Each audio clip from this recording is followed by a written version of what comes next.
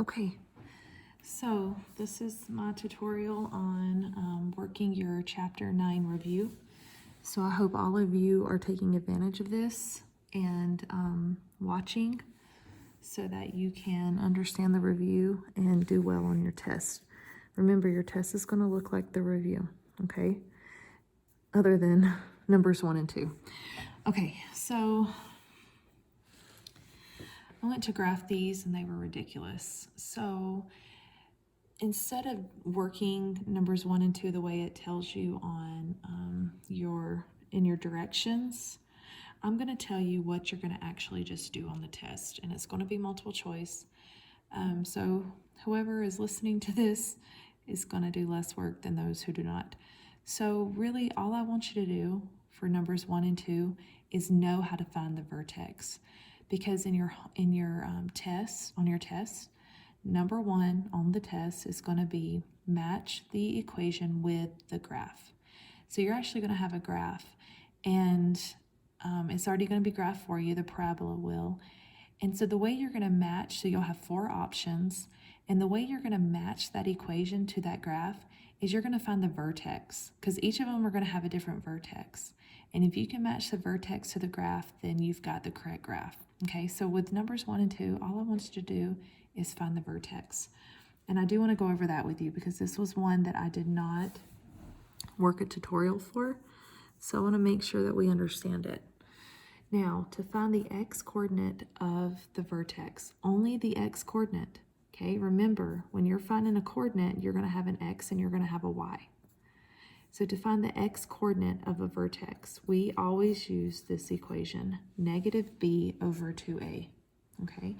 So I need to know which numbers I even plug in for b and a. So I have to look at my equation. And actually what I do first always is I always identify which number is a, which number is b, and which number is c. Okay, so in this case, a is always going to be the number in front of x squared. So a is 4. B is always going to be the number in front of x. Okay, so b is negative 8. And in this case, I don't have a c. So c is 0, and really I don't need to identify c to get my vertex, but I always just do it anyway. It will help you for problems down the road on this review.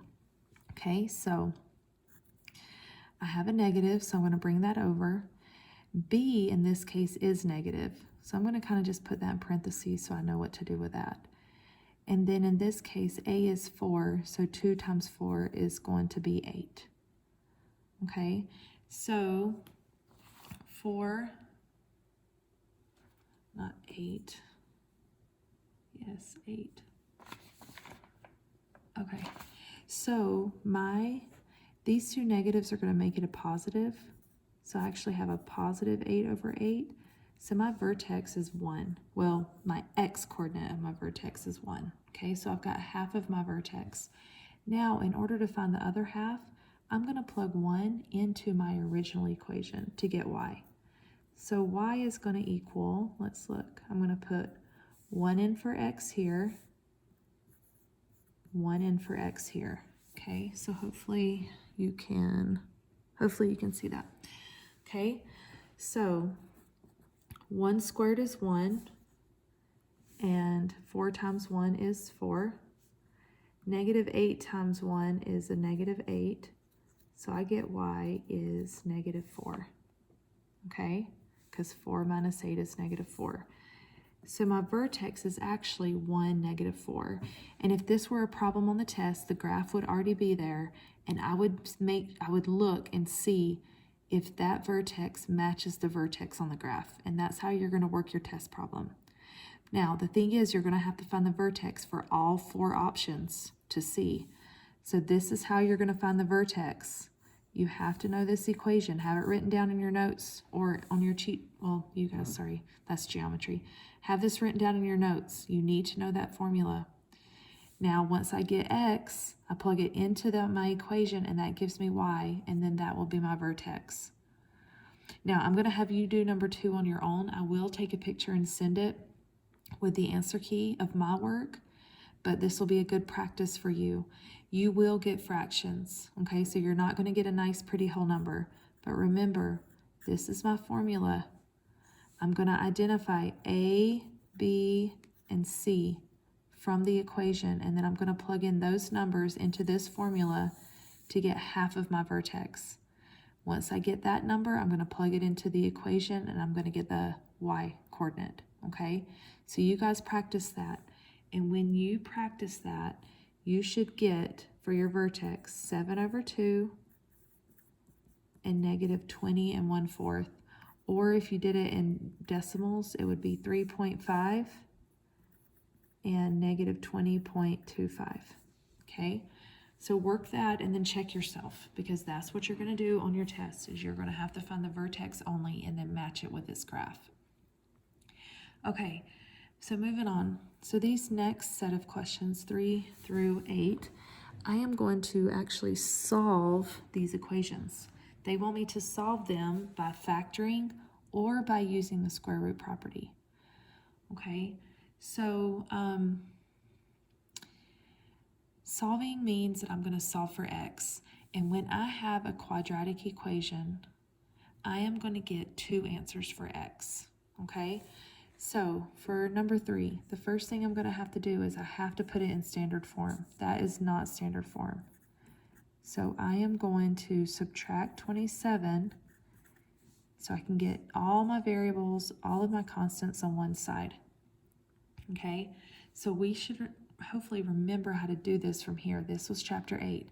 What are 2 numbers who multiply to give me -27 and who add to give me 6? Okay, I'm going to frame it.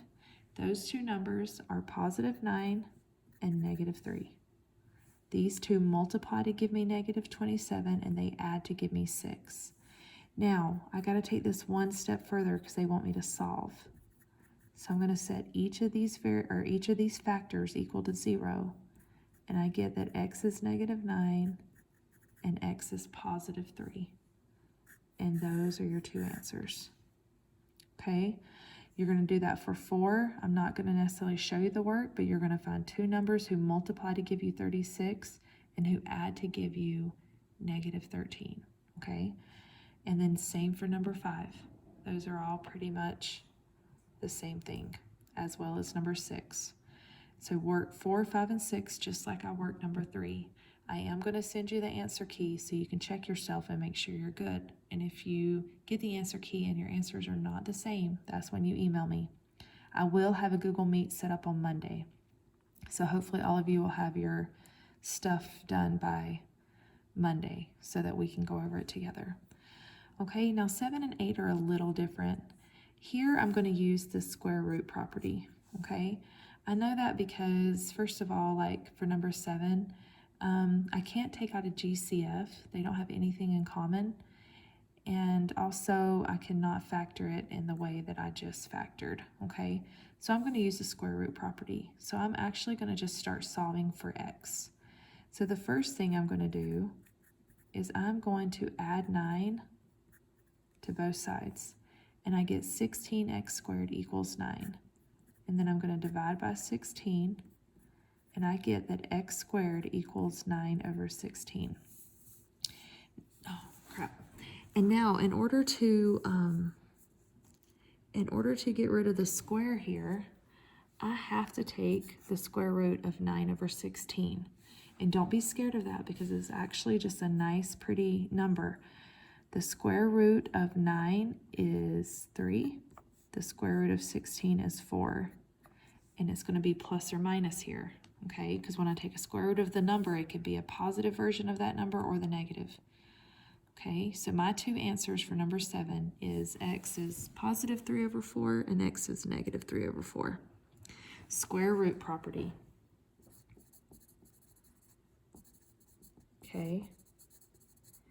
And I'm going to do the same thing for number 8. Okay, number 8 is a little easier, or it just has less steps.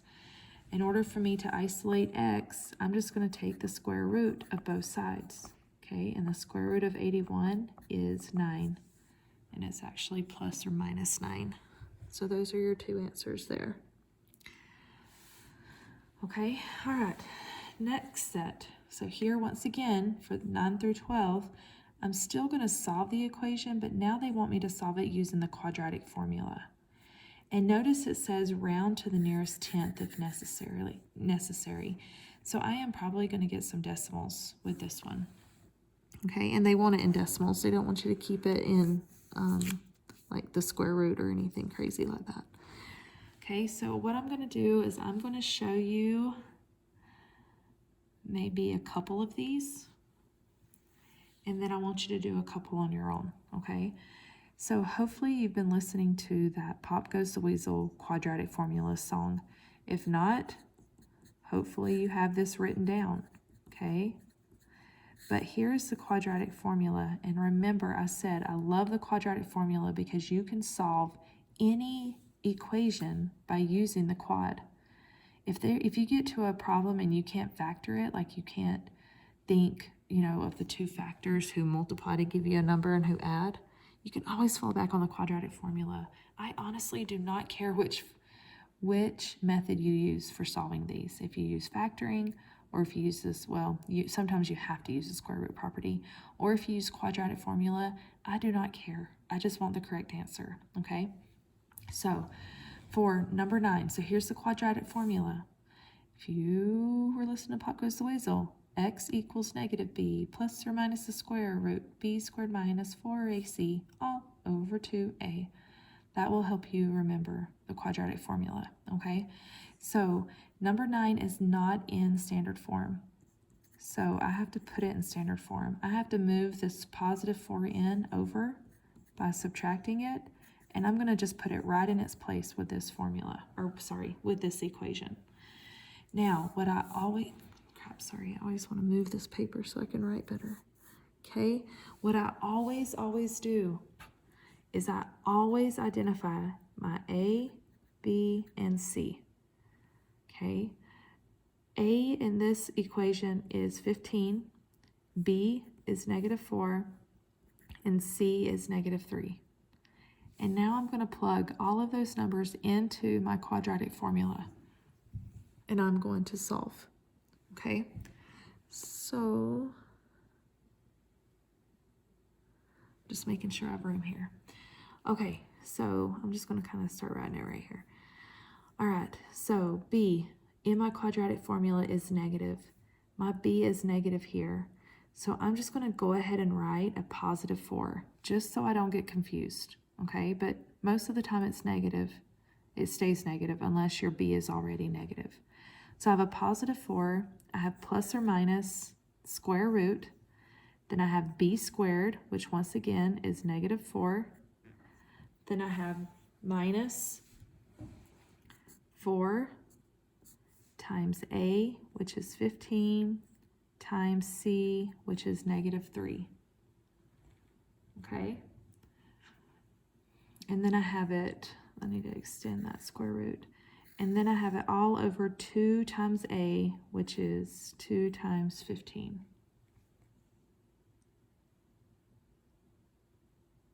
Okay, which is 15.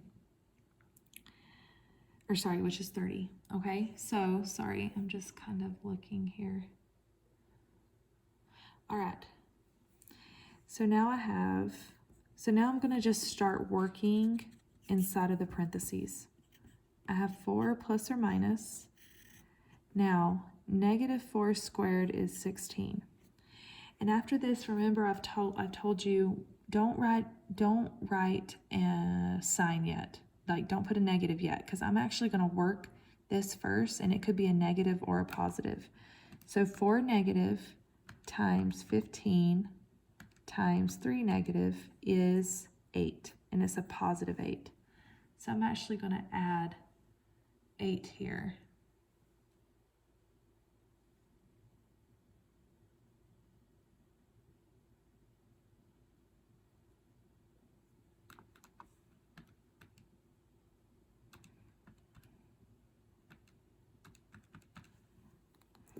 It's not 8, sorry. I have to check my quadratic equation to make sure I had it all right. Okay, so -4 times 15 times -3 is 180. okay? And then I'm still working in parentheses, or sorry, in my square root. 16 plus 180 is 196. And I have that all over 30. Okay, so here is where we continue, okay? So, the square root, we're kind of lucky here because the square root of 196 is 14. All right, so now I've gotten rid of that radical because I actually took the square root of that number. Now, here is where I'm going to split off because I have this plus or minus. So I'm going to have 4 plus 14 over 30, and then I'm going to have 4 minus 14 over 30. Okay, so 4 plus 14 divided by 30 is actually 0.6. Okay, that doesn't give me, or I mean, it's not a whole number, but it's a true decimal. Okay, so I get 0.6 for that one, and then 4 minus 14 divided by 30 is 1/3, or point is negative 0.3 repeating. Now I look back on my directions and they wanted me to round to the nearest tenth, so I'm just going to put negative 0.3. So for number 9, x is 0.6 and x is negative 0.3. Those are your two answers. Okay. All right. Let me, I'm gonna have to change something really fast. Okay, so let's maybe work one more, and let me see where I have the most room where you guys can see. Well, you can't see the bottom of that. See where I'm working. So maybe I'll work number 12 right here. Okay, so it's already in standard form, so I do not have to do anything there. But I am going to identify my A, B, and my C. Okay, so A in this equation is 1, B is 11, C is 30. Okay, now I'm going to look back at my quadratic formula and I'm going to plug in what I need. Now in this case, B is going to stay negative because it is a positive.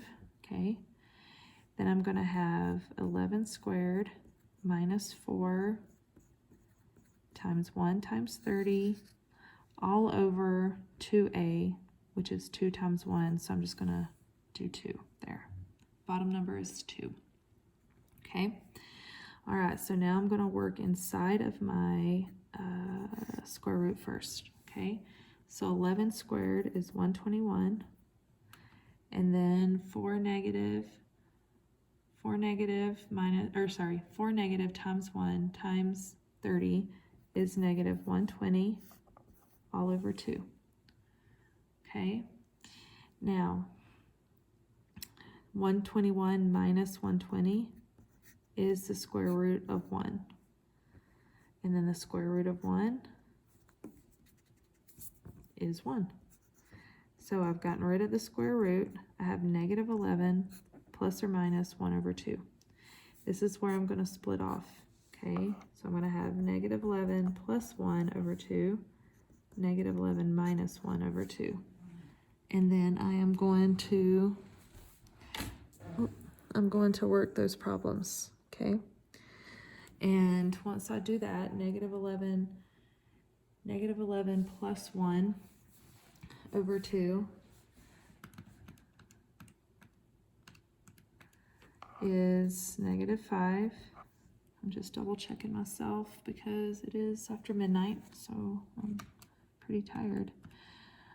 And I'll probably make a mistake. Negative 11 minus 1 over 2 is negative 6. So for number 12, your answers are negative 5 and negative 6. Okay, so your other ones you need to do on your own and check them. Once again, I'll send you the answer key. Okay, next page.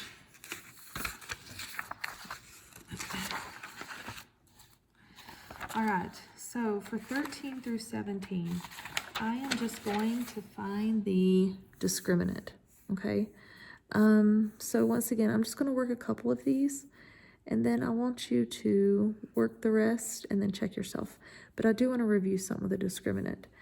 Now, the discriminant is b squared minus 4ac. You need to have this written down in your notes as the discriminant. The discriminant is that little part underneath the square root in the quadratic equation. It should look familiar to you because it is underneath the square root in the quadratic formula. Sorry, I think I said equation. Okay, so what the discriminant does is it tells me how many solutions a quad will have. Now, most of the time, a quadratic equation will have two solutions, but there are special cases when a quadratic will only have one solution or no solutions.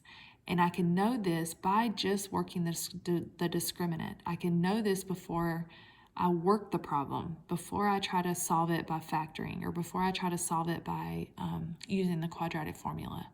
I can use the discriminant to tell me that. So let me go over a couple of things with the discriminant. If I work my discriminant and I get a positive number, that means I have two solutions. Now, this was something a lot of you missed on your quiz, okay? I hope you took good notes, because if you took good notes, you should be okay, because obviously you'll be able to use your notes for this test. If I get a negative number, okay, that means I have no solution. Think about that. If I were at the discriminant, and if this were in my quadratic equation, and I have a negative number underneath the square root, I cannot take the square root of a negative number. Okay, so if I get a negative number by working my discriminant, that means there is no solution. The last option you could get is you could get a 0, okay? What is the square root of 0? It is 0. That's all it is. It's nothing else. There's no plus or minus because you can't have a negative 0. So if you work the discriminant and you get 0 as your number, then there is only one solution, and that's 0, okay? So those are all of your options when working the discriminant. So I'm going to try to show you examples of both, okay? So the first one I'm going to work is 13. Now, once again, this is not in standard form, so I have to put it in standard form. I'm going to have to subtract 3 and move it over, okay? And once again, I'm going to identify A, B, and C. A is 7, B is positive 8, C is negative 3. Okay, now I'm going to plug it into my discriminant. Okay, so I am going to put 8 in for B. Now remember, my discriminant is b squared minus 4ac. So I'm going to put 8 in for B. I have my minus 4, and then I'm going to put 7 in for A, negative 3 in for C. And I'm just going to work that, okay? 8 squared is 64, and then negative 4 times a positive 7 is negative 28. Negative 28 times a negative 3 is a positive 84. Once again, wait on this sign until you see what happens when you multiply negative 4 times A times C, because sometimes this number will be negative, sometimes it will be positive. In this case, it was positive. And what is 64 plus 84? It is 148. So my discriminant, see, it says state the value of the discriminant and then determine how many solutions it has. So what I would say is my discriminant is 148, and because it's a positive number, I get 2 solutions. I know that this quad is going to have 2 solutions. Now, what the 2 solutions are, I don't know, because that's not what it asked me to do, okay? But if I were solving this, if I would solve it by factoring, or if I solved it by sliding and dividing, or if I solved it by the quadratic formula, then I would get 2 answers. Okay, next one, I'm just going to do number 14. Okay, once again, this is not in standard form.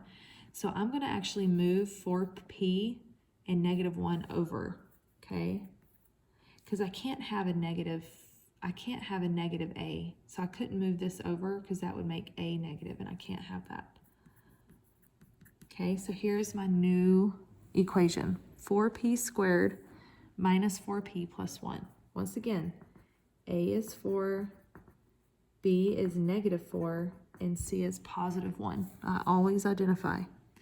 Okay, so if I put this into the discriminant, which is negative b minus 4, or sorry, b squared minus 4ac, I would have negative 4 squared minus 4 times 1. Okay, and here, negative 4 squared is 16. Negative 4 times a positive 4 is negative 16. Negative 16 times 1 is negative 16. So here I get 0. So if my discriminant is 0, how many solutions do I have? I have 1. So the way I would write this answer looks just like this. Okay, so these answers, the answers to these problems are 2. There are 2 answers here, so please don't answer by just writing one of them down. Okay, now let's do number, let's do number 15, okay? Now, once again, this is not in standard form, so I'm going to add that 8b over, and then I'm going to identify A, B, and C. A is 3, B is 8, C is 10. And I'm going to plug it into my discriminant. Okay. Now, when I work this one, I get 64, and here I get minus 120. 64 minus 120 gives me a negative 56. Here is a negative number for my discriminant. So how many solutions do I have? No solutions, none. Okay, so that is 3 different examples of 3 different types of discriminants, and it tells you how many solutions, okay? So that means if I were to work number 15, if I were to try to factor it or solve it with a quad formula, I would get an error. I would not be able to factor it. I would not be able to find its factors, or if I was using the quadratic formula, I would get that negative 56 and underneath the square root, and I can't work that. So this would be prime, or it would be no solution. Okay, so you guys do numbers 16 and 17 on your own and check yourself when I send the review. All right, number 18. It says the width of a rectangle is 3 inches. So I'm just going to draw my rectangle. And it tells me that the width of a rectangle is 3 inches less than the length. The area is 50. Okay, so I'm just going to put the number 50 in here because that's the area. So it says the width is 3 inches less than the length. So I'm going to call the length x. And then I'm going to say that the width is x minus 3 because it's 3 inches less than the length. Okay, so hopefully you can see that.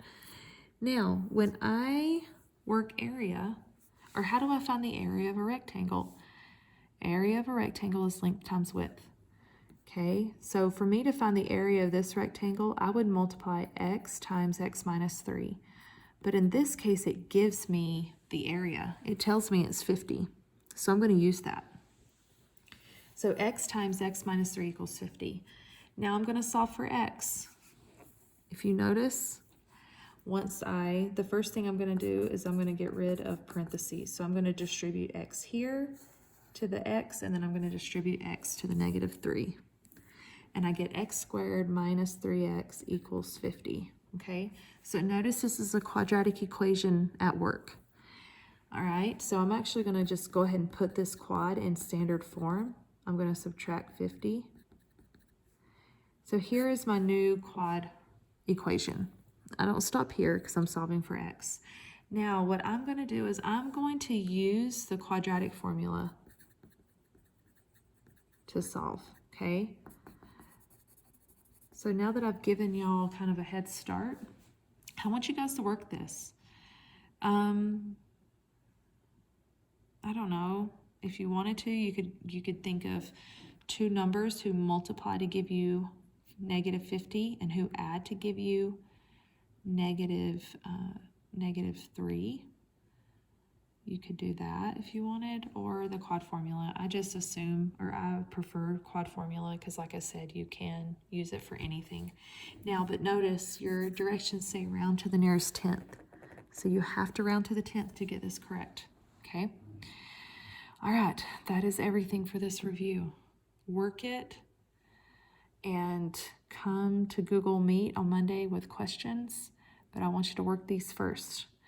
And I want you to watch the tutorial first to get it, okay? And hopefully I see all your faces on Monday.